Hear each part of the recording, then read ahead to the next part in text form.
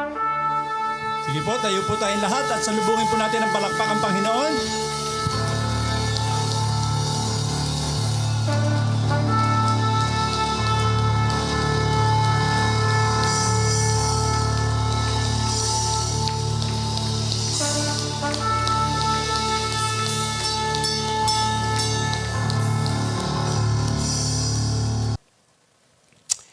Isa pong kahangahang ugali ni Apostol Pablo at bagay na tularan natin yung pagiging malapit, yung pagkakasama siya o kapamilya. Totoong pastol sa mga tupa, sabi nga po natin. Hindi po siya naging pabigat sa kanino man at saan man siya magpunta sa pangaral, kasama po ng kanyang team. Masabi po natin, iniuna muna niya ang iba bago yung sarili. At marahil ay magkakasundo tayo sa paghahayag as we read his letters sa New Testament scriptures, ay likas sa kanyang may bigin. Likas sa kanyang may bigin. Bagaman tila sa tingin ng iba, sa pag-aaral po ng kanyang buhay sa Bagong Tipan, para daw, sabi, may pagkakataon daw, mahirap ibigin to si Pablo eh. Stricto. Talagang ayaw niya nung parang, kung baga sa isang gawain, magawa lang, okay na. Hindi ho, talaga pong ano. At yung mga kasama niya,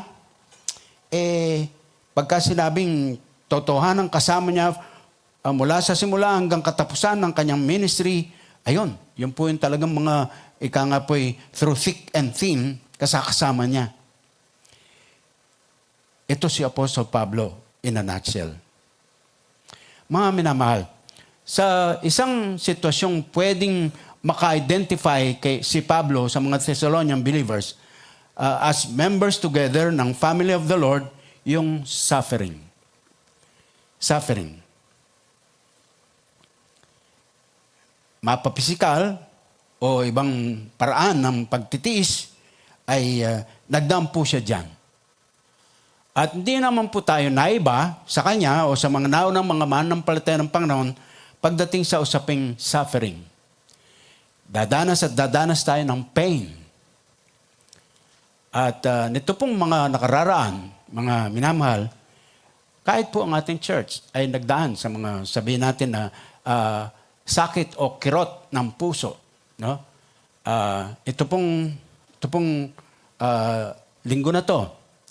Nung Huwebes po ay biglaan kami nagpasya ng Ate Edna na umuwi po sa aming probinsya sa Pampanga dahil po meron kaming tiyahin na sumakabilang buhay, 93 years old. At sa kwento po nung kanyang isang anak na ang pamilya nito ay manampalataya, sa kwento po niya ay merong pagkilala ang tiyahin namin ito sa ating Panginoon. So bago po siya pumanaw, from time to time dumadalo po itong pinsan natin si Gina at nagpapatuto po na ang kanyang nanay, Senyang Arsenia, ay kumilala sa Panginoon. So yun po yung nagdulot ng pag-asa, ng kagalakan sa puso. Pero hindi po may tatanggi. Meron pong pagdalamhati. Kabukasan po, Biyernes, biyahe po naman kami ng Pateros, yung church na ating napastoran dyan, bago po dito sa MCF. Meron pong isang nanay din. At 93 years old po, bago siya mamatay. Pero ito po yung nagdaan sa pain. Sakit, complicated na, hindi na po pumayag na mapa-opera pa, baka hindi mag-survive, no? And yet, sa paraan ng Panginoon, kinuha rin siya. At isasama ko na po rito, mga kapatid, yung aming karanasan ng biyahe, mula po dito sa Marikina, Pateros lang po yan, Pateros. Papunta po, 3 oras kami. Pauwi po, pagkatapos ng service, 2.5 oras kami pauwi. Salamat na lang na meron tayong kapatid na nagmagandang loob po na kami ay servisan, ng Ate Aisel, salamat ng marami. Kaya lang ho, kasama na rin yung pain. Medyo nanakit ang tuhod ko kaupo. Pagkatapos i-edit nyo to ha. Pagkatapos si Lolo Edong, nako, naiihi sa biyahe. Saka ako nagpukwento sa inyo yan. Hindi ho bagay sa pulpito. Pain, suffering, physical and otherwise. At ulitin po natin, si Apostol Pablo po, pwede siyang maging halimbawa natin kung paano siya makisama, makidama doon sa kanyang karanasan ng sino mang kakilala niya, kaugnay sa kanya, one way or another, sa church and ministry of the Lord. Ganun po ang Apostol Pablo. Gusto ko pong imungkahi, mga kapatid, mula po rito. Kaugnay doon sa tema natin ng pag-uusap tungkol sa mga mangyari in the future. Bahagi na po ito ng ating buhay Kristiyano. Suffering. Hindi po natin mawawala. Hindi po mawawala yun. Dadaan at dadaan po tayo doon habang tayo nandito sa mundong ibabaw. Whether gawa po natin, tayo mismo ang dahilan bakit tayo nagsasuffer ngayon, o kaya simply because we are children of God. There will be persecutions, there will be suffering left and right sa buhay Kristiyano. Kaya may lalarawan po natin, mga kapatid, ang buhay Kristiyano, parang nag-enroll ka sa isang kurso sa kolehiyo. May mga subjects ka na dapat ipasa. Hindi pwedeng i-audit lang o kaya ay parang wag mong pasukan. Total, audit ka lang naman. Di bibigyan credit. Pero mga kapatid, itong suffering, para siyang isang subject sa kurso na kinukuha mo sa Christian living, ika nga, hindi mo siya pwedeng i-audit lang. Ike-credit yan. Bahagi po yan ng mga units na ipinasa mo para ka makagraduate. Ganun natin larawan itong mga kapatid. So pag-usapan po natin sa punto de vista ng isang grupo ng mga manampalataya kasama ng pagsulat niya po sa Pablo sa kanila upang bigyan sila ng encouragement. Habang nagdadaan po tayo dyan, meron pong sapat na kapahayagan salita ng Diyos. Meron tayong tinatanaw na maliwanag na pag-asa sa bukas.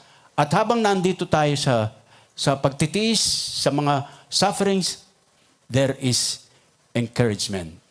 And one encouragement may come from the fellowship of believers. So, imungkahi po na mensahe natin, mga kapatid. Opo, may suffering.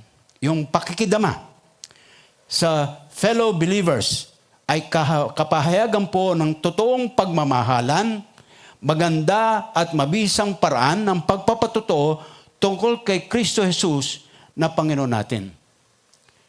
Habang ikay nabubuhay sa mundong ito, nandiyan yung suffering bilang Kristiyano, pero mga kapatid, pagka tayo nagdamayan, pagka tayo nagkaroon ng pagkikidama sa kalagayan ng kapatiran, magandang patutupo yan doon sa iba na ang Kristiyano ay hindi nag-iisa sa harap ng mga pagtitiis.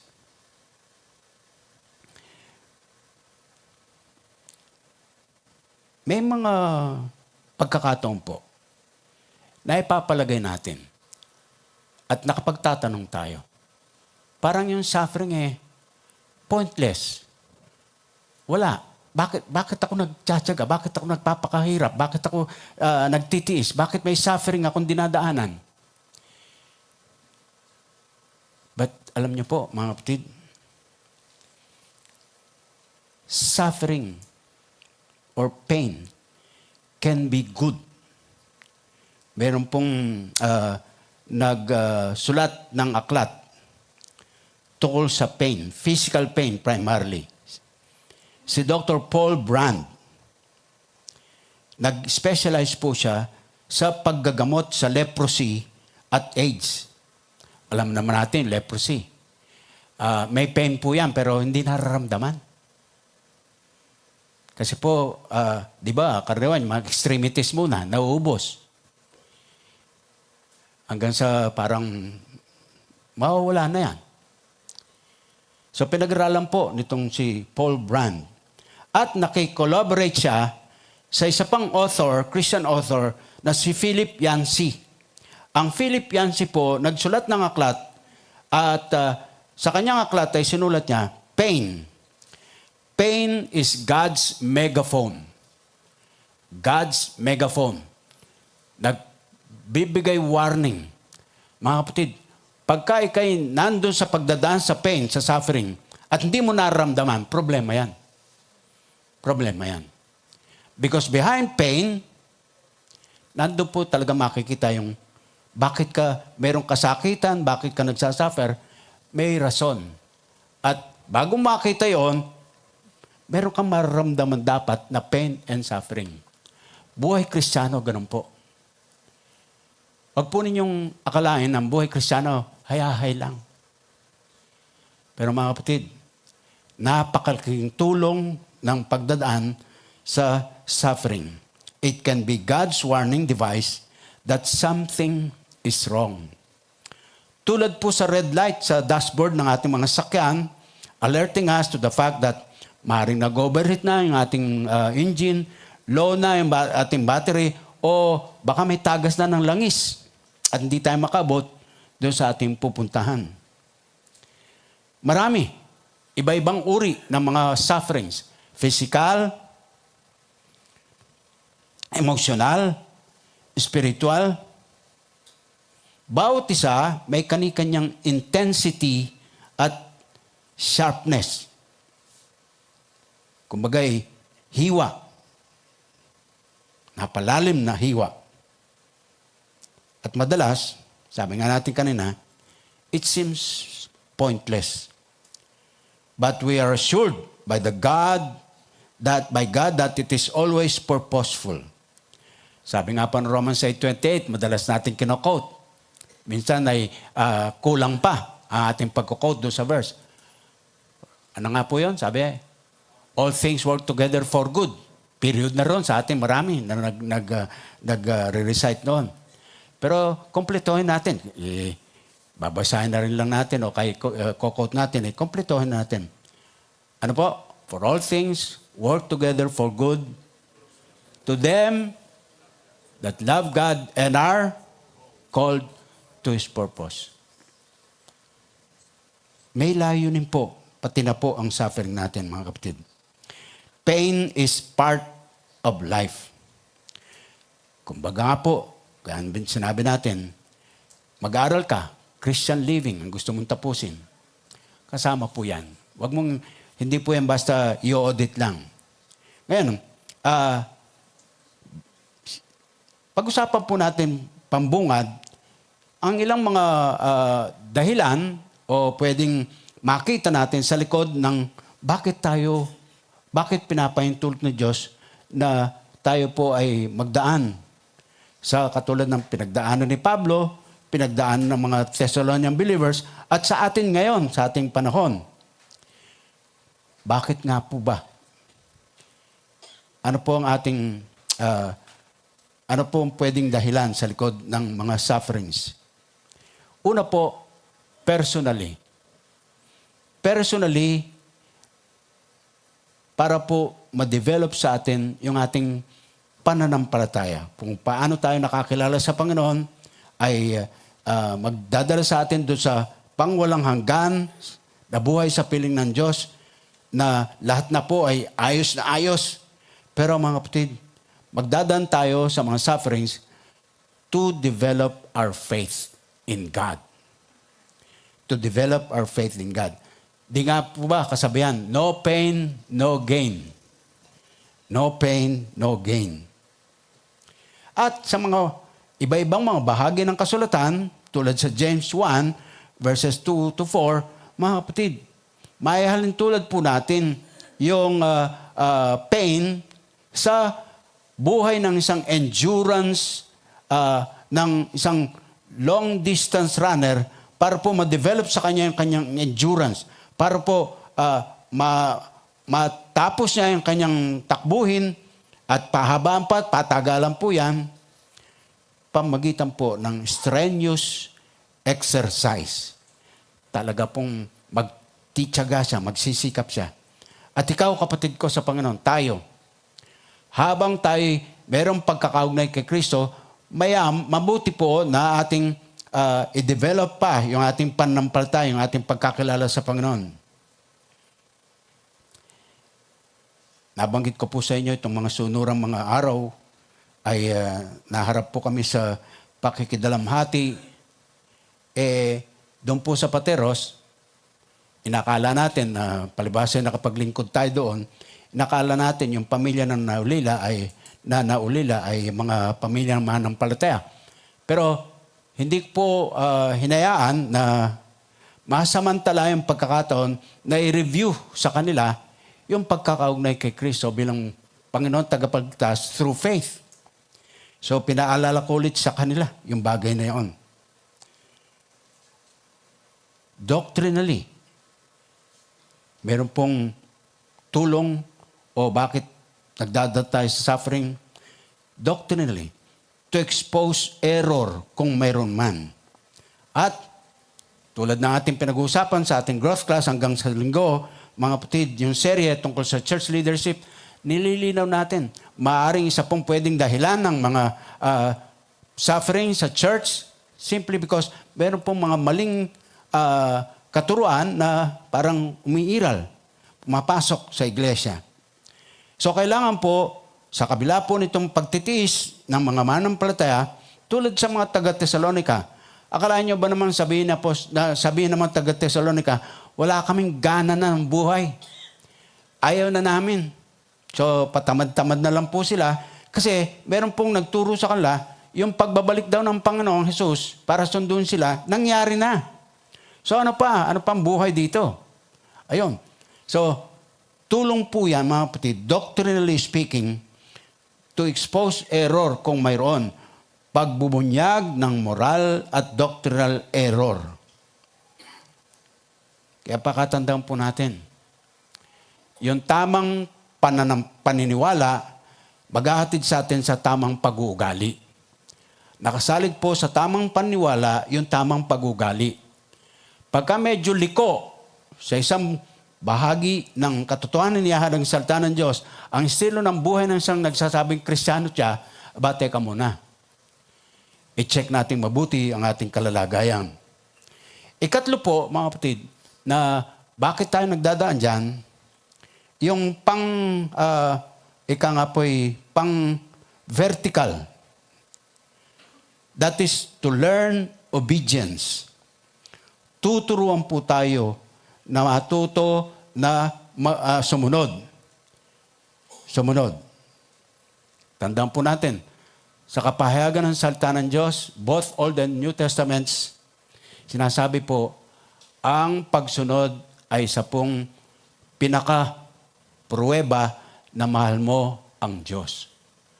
Pag sinusunod mo ang kanyang mga kautusan. Pag sinusunod mo ang kanyang mga utos. So, magdadaan tayo dyan sa mga sufferings for us to learn obedience. Sa paglakad, halimbawa, sa karanasan ng bayang Israel sa Lumang Tipan. Nako, mga kapatid, sinasabi ng Panginoon, ito ang daan ha, huwag kang liliko ng kaliwa o kanan. Basta tinuturo ko sa'yo, dito ko tatahak, ito tatahakin mo. Nako, ang ginagawa ng bayang Israel, kung ano yung sinasabi ng Panginoon, huwag ka kaliwa, huwag ka kanan, siya nang ginagawa. At bawat bansa-bansa po na kanilang dadaanan habang sila naglalakbay, mula pagkalaya sa Ehipto, tungo doon sa Promised Land, bawat bayan-bayan na kanilang dadaanan, yung mga Diyos-Diyosan po nitong mga bansa-bansa na to, kanilang sinasamba at ipinagpapalit sa kanilang Diyos. Nangyari po, mga kapatid, as the story tells us, ayun, kapahamakan. So, mayroong pagkakataon po, sa paglakad natin, maring natapilok ka, o nadapa ka, o kaya nasugatan ka. Pero mga kapatid, ang sinasabi ng Lord, maging maingat tayo sa paglakad. At ang paglakad po sa buong Biblia, larawan po ng buhay Kristiyano. Buhay Kristiyano. Ang kaapat, horizontally. Horizontally. Kung kanina po vertical, yung sa pagka po ikangay sabihin natin na sasanayin tayo, tuturuan tayo maging obedient sa ating Panginoon, horizontally, tutulong po sa atin yung mga sufferings na yan upang sa ganoon magkaroon po tayo ng tamang pakikipag-ugnayan sa kapwa. Minsan po kasi sa mga, halimbawa sa mga paglalamay sa mga patay, I would rather na tahimik na lang po ako kaysa doon sa baka po kung may kausapin ko yung naulila, magkamali pa ako ng salitang masasabi, baka po hindi pa makatulong. O kaya po naman ay maring simpleng comment ko lang, tama na sa puso ng aking kausap. Kaya I would rather choose to be silent. Ang kapahayagan po ng mga kaibigan ni Job sa kanyang karanasan, nagpapatotoo. Silence is virtue.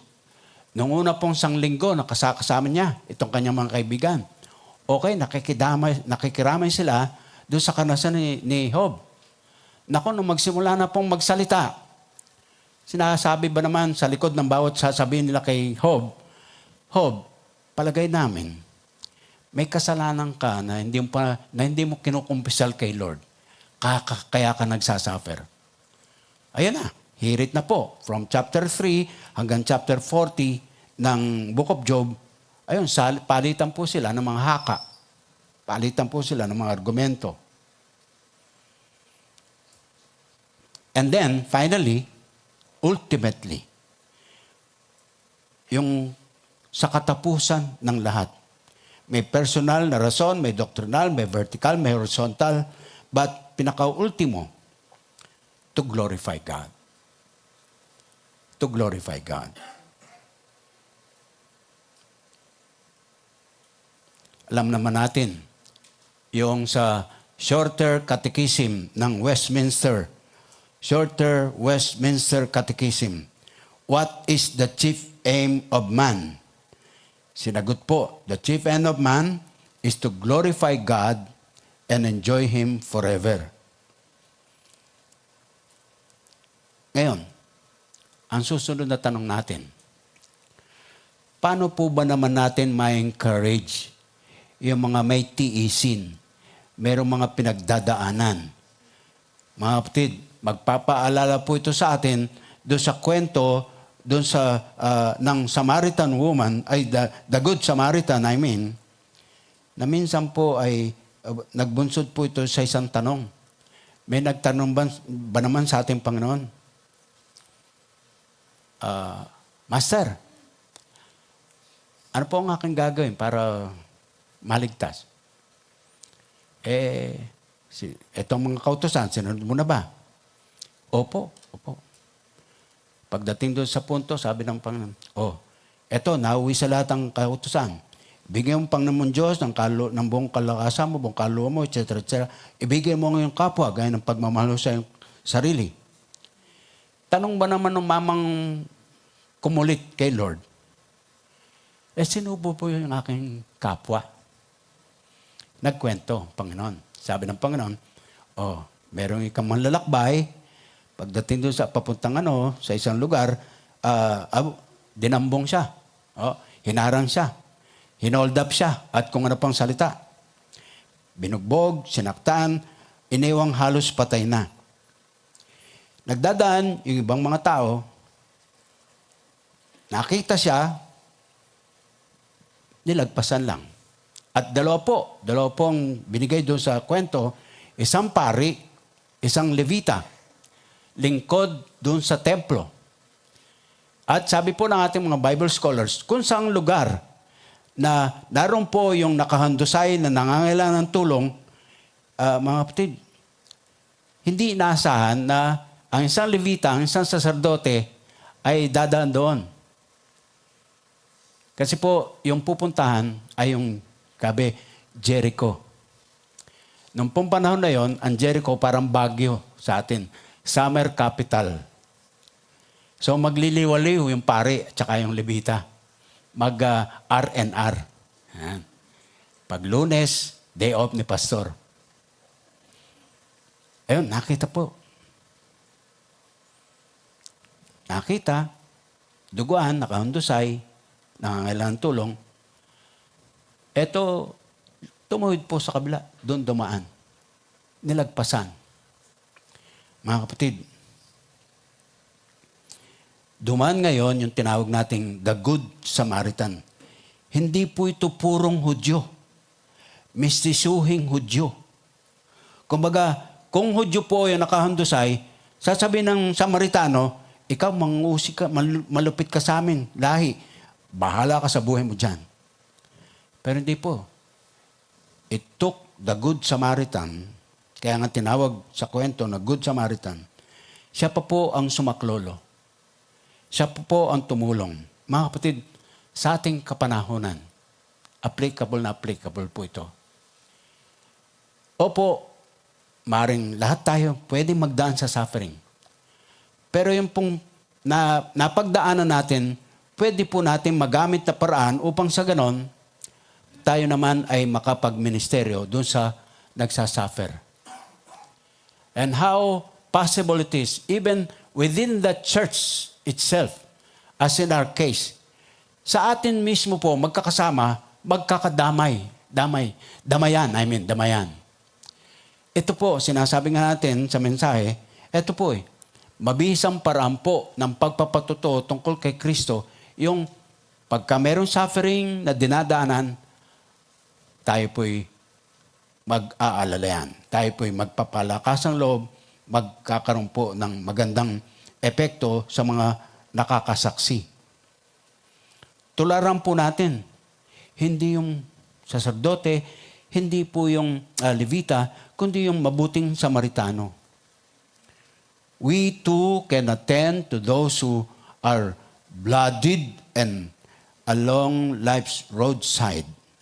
Nandiyan po, nakahandusay. Nandiyan po, nangangailangan. Pastor, may tatanong ninyo.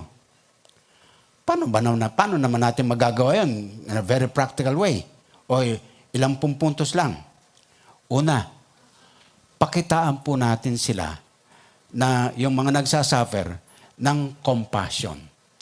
Let us be compassionate.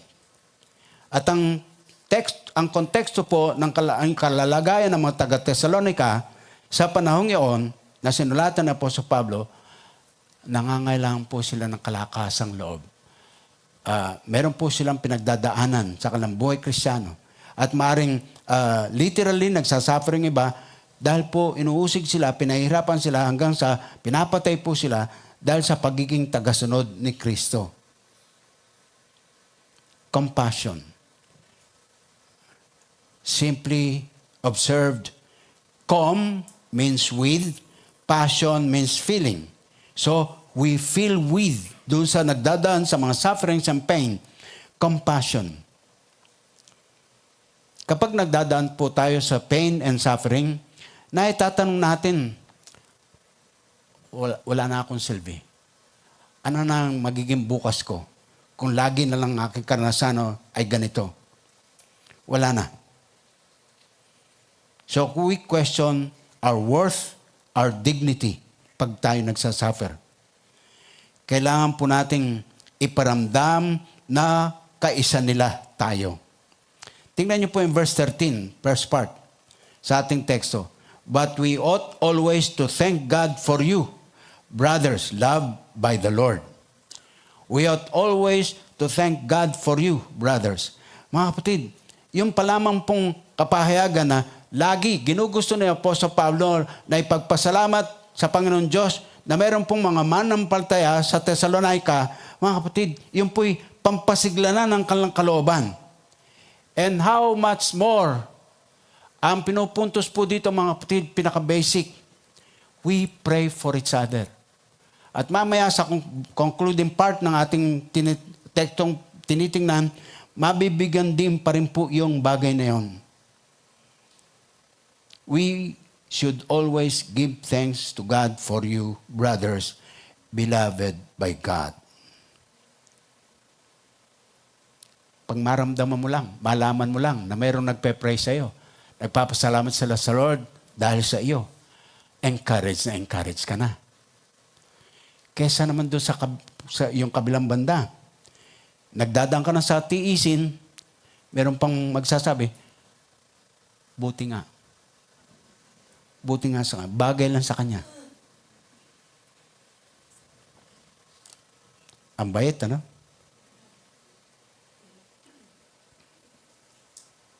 Iparamdam po natin, mga kapatid, kaisa nila tayo. Sa pagpapasalamat sa Diyos para sa kanila, iniaangat ni Pablo ang kanilang dignidad. At ika nga po, yung sinasabi lang, brethren, beloved by God. Wow! Ito, nagpapasigla sa kanila. Sinusuguro niya sa kanila, mahal sila ni Lord at tiyakan sa pagkakabilang sa pamilya ng Diyos.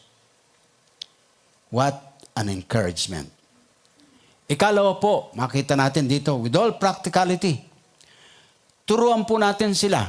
Yung mga kapatid natin nagdadaan po sa mga suffering, sa mga persecution, sa mga trials ng buhay. Turo po natin sa kanila, paalala po natin sa kanila, ang focus ay doon sa mga promises ni Lord. Mula doon sa pagkakaugnay natin sa ating Panginoon. Meron po siyang mga pangako. Meron po siyang ginagawa o ginawa. Tingnan po natin verses 13 and 14. I-highlight natin dalawang bagay. Sabi ng verses 13 and 14, but we ought always to thank God for you, brothers, loved by God, by the Lord, because from the beginning, God chose you to be saved through the sanctifying work of the Spirit and through belief in the truth. Una po, may pagtitiyak sa kanila. God has chosen them and us, by application, for salvation. Isipin nyo lang po, mga kapatid, what an honor, what a privilege na malaman natin from those scriptures themselves, yung pagkakatawag sa atin, pagkakapili sa atin ng Panginoon, para po tayo maligtas. Iba-iba po mga kalalagayan natin nung unang marinig natin tungkol sa pagkakilala mabuti sa ating Panginoon. Maring sa iba sa atin ay during those, yung mga panahon ng kalumbayan, panahon ng kalungkutan. Maring nangungulila ka, maring nag-iisa ka, feeling mo. O kaya po, yung mga pagkalugi natin sa negosyo man o kung ano pa mga bagay. And then, narinig mo mensahe na mayroong isang personalidad na sa halip na ikaw ay hindi pahalagahan, binibigyan ka niya ng alok niya, ng paanyaya niya. Kung kayo napapagod sa buhay, may paanyaya siya. Nahayag na po natin yan sa mga nakarang mensahe natin. Sabi doon sa Matthew 11:28-29, come to me, all you labor and are heavily laden, and I will give you rest. That is Jesus Christ, our Lord. Turuan po natin sila ng mga kapahayagang ito. Ikalawa po, mga kapatid, hindi lang tayo pinili ng Diyos para ikangay maligtas. Ang sabi po, doon sa verse 14, He called you to this through our gospel, that you might share in the glory of the Lord Jesus Christ. Mga kapatid, pansinin po natin. He has called us. Hindi po tayo yung merong hawak na silbato. Ano yung salita silbato? Yan, pito. Na nagpapasaklolo. Hindi po. Siya ang tumawag sa atin. Ang initiative galing sa Kanya. Hindi po likas sa tao ang magpasaklolo sa kanino man, lalo pa sa Diyos. Romans 1. Hindi po likas sa tao dahil sa kanyang pagiging makasalanan. Akala niya, kaya niyang ligtas ang kanyang sarili all by himself. So, sa kabila po ng ganung kalagayan, ang Panginoon Diyos ang tumatawag. Siya po, mga minamahal. At tumawag at sumaklolo. At resulta po ito, o tayo mismo, sa ating sarili-sarili kalagayan, resulta po tayo ng kanyang pag-ibig. Sabi nga po ng Apostle Juan, di ba? Sa 1 John chapter 4, verse 19. Marunong tayong umibig kasi una siyang umibig sa atin. Tandaan po natin yon, mga minamahal. Huwag tayong magmamalaki, nakala natin talaga puspos tayo ng pagmamahal.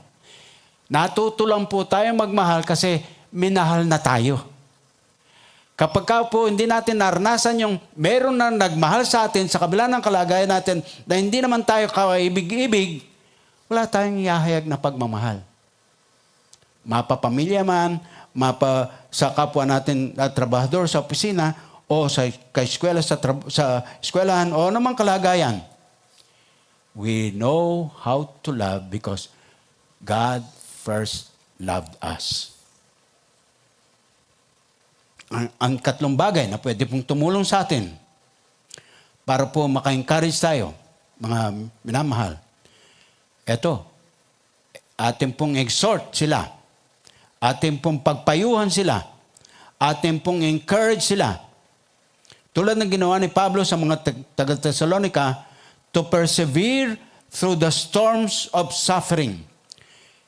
Magdadaan ka sa suffering, pero hayaan mong pagdaanan mo yan. Tagus-tagusin mo yan, landasin na yan ng suffering. Persevere through the storms of suffering. Ang sabi nga po, mga kapatid, ng ating pinag-aaralan, makita po natin, that we stand firm and hold, sabi niya. Naalala ko po tuloy, pagka po kami ng Pastor Gami Alba, ng ating kaibigang pastor, ay nagkakakumustahan. Ang amin pong pambukas ng kumustahan, musta pre. Magte-text po siya. Ang tipid sa text po ng Pastor Gami. Musta pre. Okay pre. Mas matipid si Pastor Willie. Tapos ang naging mahaba-haba naming kwentuhan, nakabuo po kami ng isang parang pinaka-mensahe sa bawat isa. Kapit lang, pre. Kapit lang, pre. Yung mga simpleng salita pong yon, nakakapuno na po ng kagalakan, nakakasigla ng kalooban, at nagsasabi, hindi ako nag-iisa. Halos pareho po kami naging karanasan ng Pastor Gami. Nagkakasal po siya somewhere sa Tagaytay. Ganda ng lugar siguro, no? Yung mga lugar naman doon, alam natin, kagaganda. Inatake. At hanggang ngayon po, tulad ng inyong abang lingkod, meron pong mga tiisin, pinagtitis. May pagkakataon, paggising niya sa umaga, hindi siya makabangon sa mga pain sa kanyang katawan. Nagpipilit lang siyang tumayo. At ang kanyang kabiyak, si Ate Mila, talagang nagtsitsaga po. Ibabangon niya yan para makalakad po. Makalakad. Pagka tinatamad si Paring Gami na mag-exercise, lakad dito, lakad doon, tinutulak po siya ng Ate Mila. Pati si Ate Mila tuloy ay parang siya yung nagdadaan din sa pain. But we thank God for our wives. We thank God for our wives. Kaya sabi namin, kapit lang, pre. Kapit lang. Yung po sinasabi na po sa Pablo sa mga taga-Thessalonica, stand firm and hold. Medyo na shaken ang Thessalonian believers. Nagalala dahil sa maling aral na pumasok po. Bumalik ng araw po ang ating Panginoon. Nadaya sila.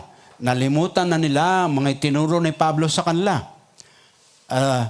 Yung po bang mga bagay na parang barko na lulubog sa pagsalunga sa daluyong, malaki at matataas na mga humahampas na mga alon ng maling doktrina. Kailangan lang itapon yung mga excess baggages at ika nga po, talian namang mabuti yung mga main cargo sa ilalim po ng kanilang barkong sinasakyan. But mind you, mga kapatid, isa pang bagay na ating bigyan pansin dito, hindi po sila dapat mag-jump ship sa mga marino natin. At salamat si Kuya Nel, nandito. Ayan. Alam po nila, mga kapatid, huwag po nating isipin man lang na tayo mag-jump ship. Yung iwanan na, laglagan na kay Lord. Lipat na lang ako. O kaya, ayoko na. Wala nang palang kaibahan yan. No. We've got to persevere. Persevere. At mga kapatid, etong maganda rito. Kay Lord, walang iwanan. Akala mo, habang nagdadaan ka sa suffering, ikaw lang, wala si Lord. Kung bakit tinatanong mo sa isip mo, kung kailan ka pa naman kita kailangan. Nasaan ka, Lord? Bakit? Etc. etc. Eto karaniwan na po. Lagi na natin na ibibigay example, pero pinanghahawakan ko pa rin po yung katotohanan na yun. Yung footprints in the sun, ang gandang larawan po. Hindi ka nag-iisa eh. 2 pares po ng mga footprints. Naglalakad. Kita mo yan kasi footprints. Pero habang naglalakad, napansin po, bakit isang pares na lang ng footprints? Nagtatanong, ano nangyari? Nasaan ka na, Lord?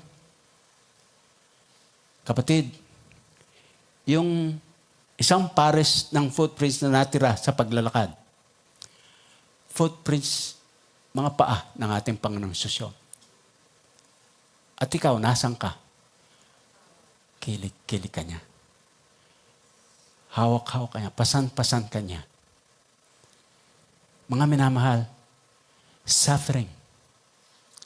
But we have to pass through. Kapit lang, pre. And then, panghuli po, pansin natin, yung huling 2 talata, yung 16 and 17. Yun nga po, yung panalangin. Atin pong ihayag yung prayer in their behalf. Yung mga kapatiran natin, yung mga kaibigan natin, mga mahal natin sa buhay na nagdadaan po sa suffering. At the very time na nandyan po sila sa ganong kalagayan, prayer, ilunsad po natin para sa kanila. Ang sabi po na po sa Pablo para sa mga taga-Thessalonica, habang sila'y lupaypay doon sa nangyayari sa kanila, tulirong kalang isip, parang wala na pong makitang aninag ng pag-asa sa kanilang buhay. Eto na. Sabi niya, may our Lord Jesus Christ Himself and God our Father, who loved us and by His grace gave us eternal encouragement and good hope, encourage your hearts and strengthen you in every good deed and word. Kalakasan pa rin. Encouragement pa rin. At maaari pong matanggap natin posibilidad. From among us, mga kapwa-tao, pwede pong kapusin tayo sa pag-encourage. O kaya po, yung ating hinahanap-hanap na encouragement kung tayo nandun sa suffering, bitin ang feeling natin. Maniwala po kayo. There is yet another personality na pwede pong makahila, magpalakas loob sa atin, ang ating Panginoong Sus mismo. Ating Panginoong Sus mismo.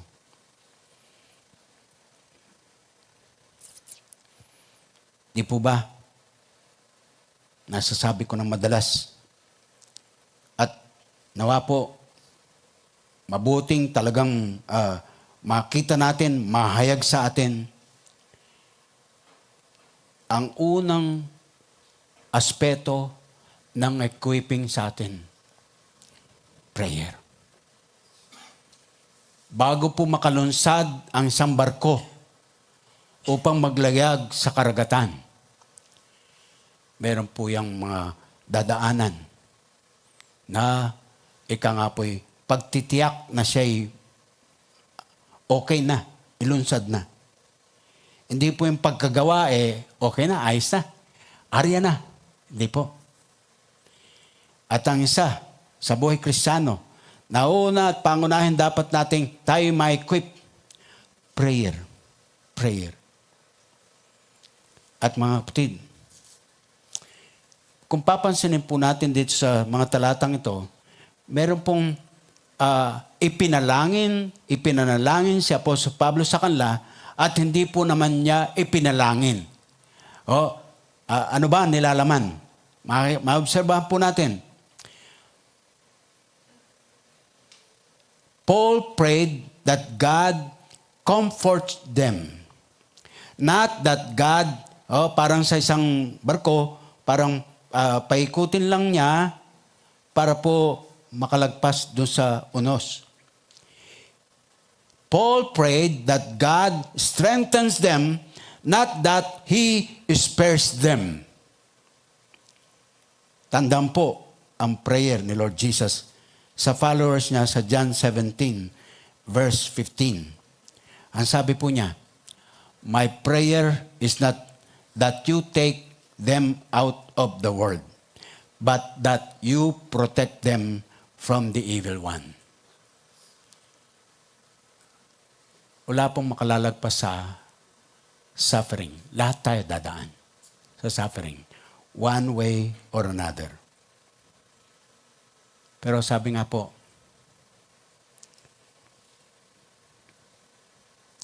kasama natin si Lord. Yung pong pag-asang binibigay na po sa Pablo. Kaya nanalangin po siya in their behalf. At sa huli po, masagot naman natin ang tanong, ano naman ang pakinabang ng suffering sa atin? Bakit ba tayo kailangang magdaan dyan? Well, 3 bagay po ang mungkahi. Pakinabang. Tandaan po natin, mga kapatid, dadaan tayo dyan. Bakit ba? First benefit is the ability to comfort others. Yan po yung makikita natin. Sasagutin sa atin ng 2 Corinthians chapter 1. Buksan po natin ang ating Bibles doon. 2 Corinthians chapter 1. At nakatutuwa po, maobserba natin mga kapatid. Mula sa verse 1 hanggang 11, makikita po natin dito. Basahin ko lang po ang mga pambukas ng mga talata. Nagpakilala po si Pablo, verse 1, Paul, an apostle of Christ Jesus by the will of God, and Timothy, our brother, to the church of God in Corinth, together with all the saints throughout Achaia. Grace and peace to you from God our Father and the Lord Jesus Christ. Ito na. Praise be to the God and Father of our Lord Jesus Christ, the Father of compassion and the God of all comfort, who comforts us in all trouble so that we can comfort those in any trouble with the comfort we ourselves have received from God. For just as the sufferings of Christ flow over into our lives, so also through Christ our comfort overflows. And so on. At mga kapatid, down through dito sa mga talatang ito hanggang verse 11, napakaraming beses, inulit-ulit, binanggit po yung word na comfort, comforts, comforted, or comforter, etc. 9 times. Unang pakinabang po ng suffering, magdaan sa suffering, the ability to comfort others. Ikalawa, yung pong second benefit, a dependence on God. Verses 8 and 9, we do not want you to be uninformed, brothers, about the hardships we suffered in the province of Asia. We were under great pressure, far beyond our ability to endure, so that we despaired even of life. Indeed, in our hearts we felt the sentence of death. But this happened that we might not rely on ourselves, but on God, who raises the dead. Pakinabang pong mabuti ang pagdadaan sa suffering dahil po ito'y paghahayag, dependence on God. At panghuli pong pakinabang, learning to give thanks in everything. Verses 10 and 11. He has delivered us from such a deadly peril, and He will deliver us. On Him we have set our hope that He will continue to deliver us as you help us by your prayers. Then many will give thanks on our behalf for the gracious favor granted us in answer to the prayers of many. Pakinabang, pakinabang.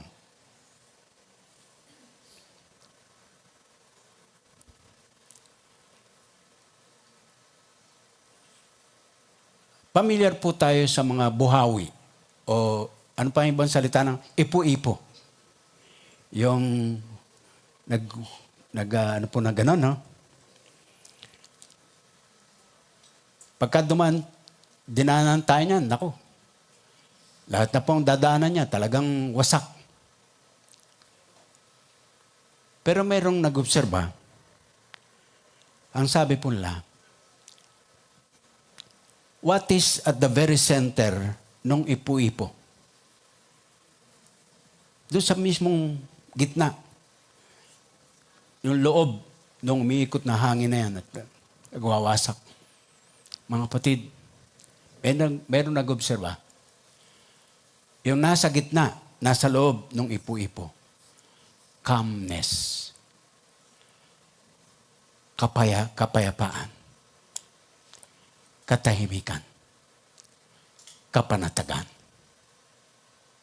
Akma siyang ilustrasyon sa pinagdadaanan ng suffering. Because at the very center ng suffering, we can find calmness from the Lord Himself. Isaiah 43, verse 2, dito po magtatapos. Isaiah 43, verse 2. Basahin ko mula sa verse 1 hanggang 4. Sabi po niya, 3, sabi po niya, but now, this is what the Lord says. He who created you, O Jacob, He who formed you, O Israel, fear not, for I have redeemed you. I have summoned you by name. You are mine. When you pass through the waters, I will be with you. And when you pass through the rivers, they will not sweep over you. When you walk through the fire, you will not be burned. The flames will not set you ablaze. For I am the Lord, your God, the Holy One of Israel, your Savior. I give Egypt for your ransom, Cush and Seba in your stead. Mga kapatid, kung papansinin po sa verse 2, 3 ulit ginamit ang salita. Sabi niya, when you pass through the waters, I'll be with you. And when you pass through the rivers, they will not sweep over you. When you walk through the fire, you will not be burned. Pass through. Mga minamahal, dadaan tayo sa suffering. Huwag pong mawawalay sa ating kamalayan. We have a bright future ahead because the Lord is coming back to take us with Him forever. And suffering is not forever. Panginoon, salamat po. Merong halimbawa kami mula sa katauhan mismo ng iyong naging lingkod, naging tapat sa iyo, lalo na sa kanyang kapanahunan. Nagugot siya ng kalakasan mula sa inyo dahil siya mismo ay nagtiis din. Siya mismo ay humarap din sa mga sufferings simply because he is your follower, Paul himself. And so, salamat. Naging encouragement po ito sa mga taga-Thessalonica in their time. And in our time, Lord, thank you dahil pinaalala mo sa mensahe na hayag mula sa iyong mga salita, nandiyan ka. At sinasabi mo sa amin, kapit lang pre, kapit lang mare. Thank you. Thank you. In Jesus' name. Amen.